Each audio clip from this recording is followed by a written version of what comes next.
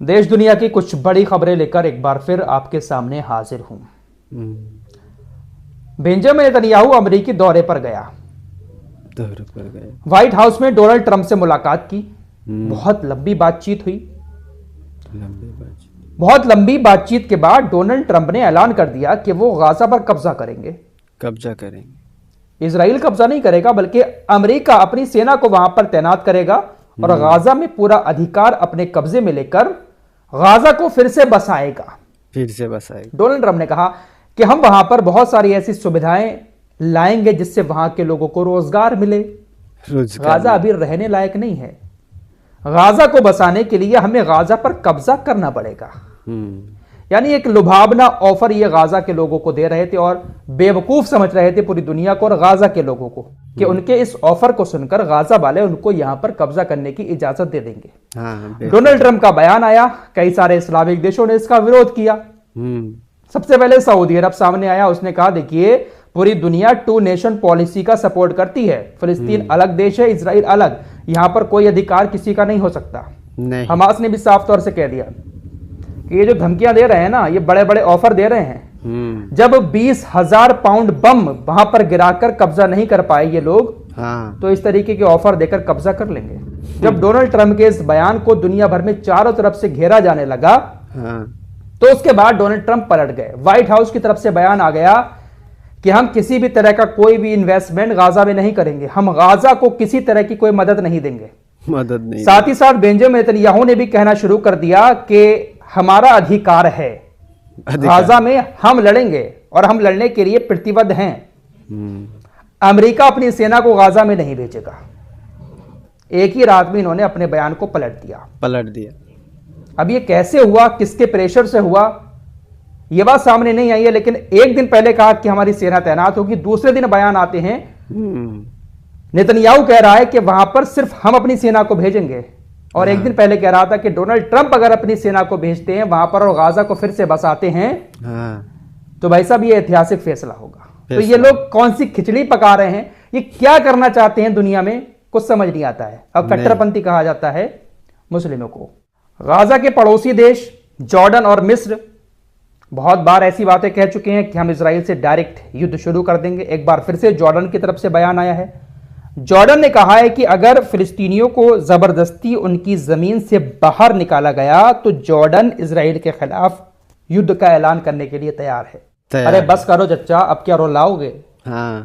Jordan युद्ध करने के लिए तैयार बैठा है।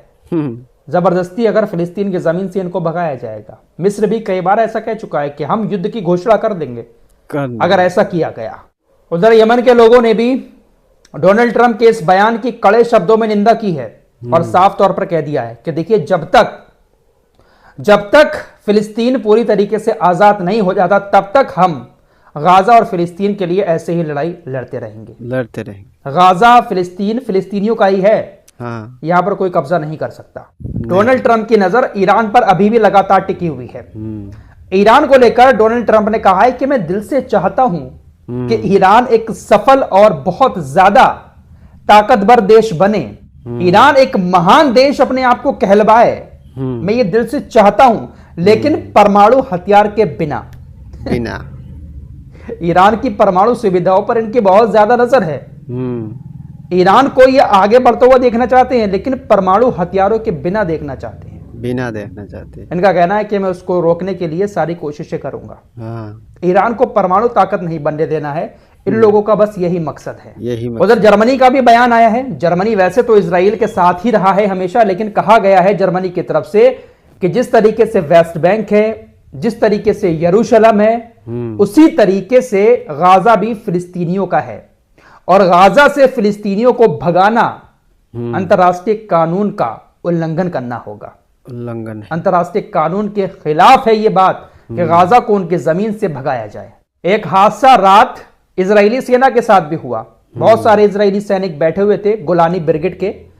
बहुत तेज हवाएं चली। वहां पर एक क्रेन खड़ी हुई थी।